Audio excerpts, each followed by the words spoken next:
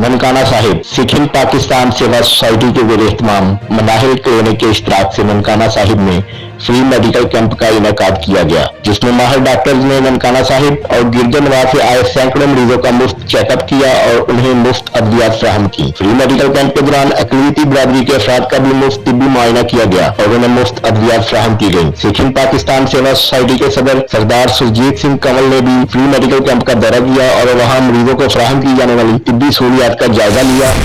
प्यारी साध संगत जी, वाहिगुरू जी का खालसा वाहिगुरू जी की फतेह। दास सरदार सुरजीत सिंह कंवल, प्रेसिडेंट सिख हिंद पाकिस्तान सेवा सोसाइटी।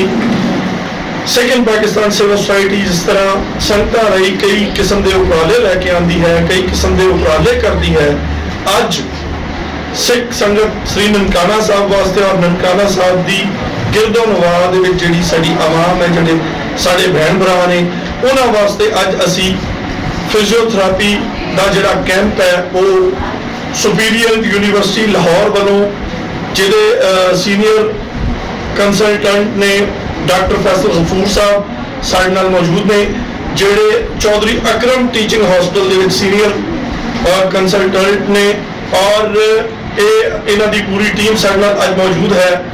अज दा साडा टारगेट सी तकरीबन 1200 पेशेंट्स था, जिन्हां दी फिजियोथेरेपी की जाए, जिन्होंने फ्री मेडिसिन दी जाए। ये सुबह तो अज बहुत रश रहा है, साडा टाइम तो 5 बजे तक सी। मेरा ख्याल है कि रश इन्ना को रहा है कि साढ़े को मेडिसिन बिल्कुल एंड ते है। ते दास सिख संगत श्री ननकाना साहब की तरफों तह दिलों धन्यवादी है सुपीरियर यूनिवर्सिटी लाहौर का। बेहतरीन कैंप के इनेकाद पर मुंतज़मीन, डॉक्टर्स और पैरामेडिकल स्टाफ का शुक्रिया अदा किया।